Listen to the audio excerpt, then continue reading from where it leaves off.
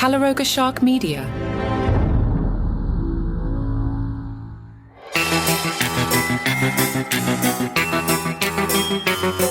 Hello, I'm Johnny Mack with 5 good news Halloween stories. I wish I had thought of this bit earlier because it's so much fun to do. And I actually wish there were a lot more Halloween-themed good news stories. Don't forget, I'm also doing 5 good news Christmas stories at its own feed and as a weekend episode on the main 5 good news stories feed. All right, so you're like, hey, I like chocolate, and I live in a particular state. What's the most popular chocolate in my state? All right, I'll give you a couple headlines first. We learned from USA Today that Mississippi shoppers couldn't get enough candy corn last year, so you're the people eating that. Mississippi bought 92% more candy corn than the national average. Now, Nebraska, you guys bought 91% more. Hawaii is a little more sane. They bought the least amount of candy corn, 5% less than the national average. Now, you would think somebody would make a list. I wasn't able to find a list, but I was able to find a map. Let's start on the West Coast in California. Almond Joy, number 1. Nevada, Reese's. You got a whole block of peanut M&Ms. What is this? Oregon, Idaho, and Utah. We're testing Johnny Mack's state knowledge because it doesn't have the state names on this. It just has colors. But those 3 states I just mentioned, they like peanut M&Ms. I'm not going to do all 50. Texas catches my eye. It's a rather large state, and they're into the Sour Patch Kids. Florida likes Three Musketeers. Back here in New Jersey, M&Ms, I might single-handedly be driving that. Sour Patch Kids in New York as well. Now, I was born in New York. I'm from New York, and yeah, I disagree. I might have to move back home and up the M&M contingent. Maine, you guys are into Tootsie Pops. What's with that? This next thing must be regional because I'm seeing Wisconsin and Minnesota. You guys are into Chokur dark chocolate, which I probably pronounced wrong, and will get letters. I welcome your letters. I'd love to hear from you. I'll read them. Montana likes Kit Kats. John, you said you weren't going to read all 50. I'm not. Oklahoma likes Tootsie Pops. And Arkansas, you might be the sanest of them all. You guys just like Hershey's milk chocolate. Yeah. Well, good news if you thought you had 5 Halloween stories and in the middle of reading your script, you realize you never put anything in number 2. So good news because the Count, you know the guy from Sesame Street, he hooked you up with a story. Yes, thank you, Count. He's coming back to Sesame Place, which isn't too far from my house. And when my kids were young, was one of our favorite places. Like seriously, it was one of our favorite places to go. Now, as a 56-year-old man with no young children, it'd be a little weird if I were hanging out. So I'm not going to be able to go see the Count. But if you've got kids, I love Sesame Place. The Count brought along some things, including the Count Along Castle Halloween Maze. Guests are invited to count the winding hallways and the silly surprises that await you inside Count Von Count's not too scary castle maze. So I won't be at that, but you might find me in Canton at the Factory of Terror, one of the largest indoor haunted houses in the world, recognized by Guinness World Records 3 times.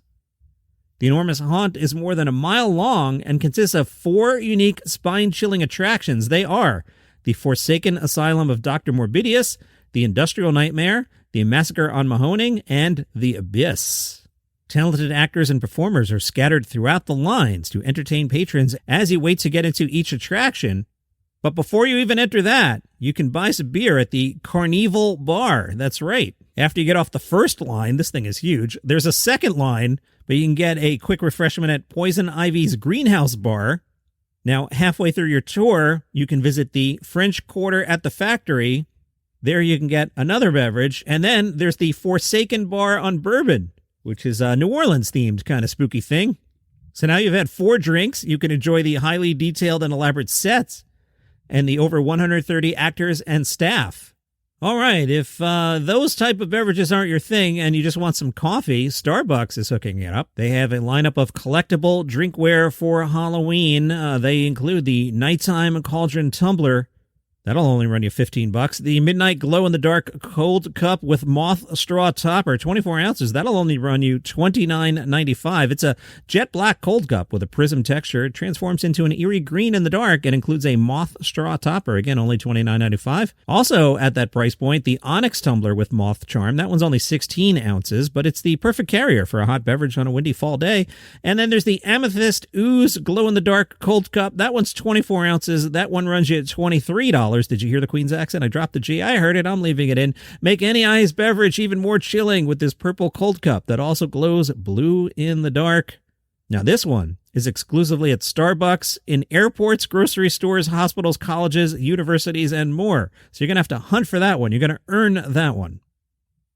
And let's take another look at the knockoff costumes. You may remember last time I started to giggle when I clicked on Creepy Husband. Now, Creepy Husband has a John Aston-style mustache, is holding a cigar, and it's a pinstripe suit. I'm going to guess that Creepy Husband's favorite president is Adams. You know, there was John Adams and John Quincy Adams. They were the Adams family, by the way. But this is not that at all. This is Creepy Husband. Next up, we have the Blue Gnome Father. You know, a little blue creature, say like 3 apples high with a beard and a red hat. This isn't that at all. This appears to be just a dad in a light blue shirt and regular pants. So if you're confusing with some sort of cartoon, you are wrong. This is a legally distinct Blue Gnome Father. Now, I've mentioned earlier what candy I'm a fan of. This is not that at all. This is the chocolate mmm. And if you're like, how do you spell mmm, John? You spell it M-M-M-M-M. So there's 5 M's there. This is a chocolate mmm, which should not be confused with anything that would have a trademark on it. This is not that at all. This is just a round thing that you wear around you. It doesn't even have an M on it. It has a smiley face because it is a chocolate mmm. And, you know, I told you last week about the green-shirted plumber guy. I was right. There's red plumber guy. This guy has a mustache. Probably enjoys pasta. Has probably been to Venice and Rome a couple times.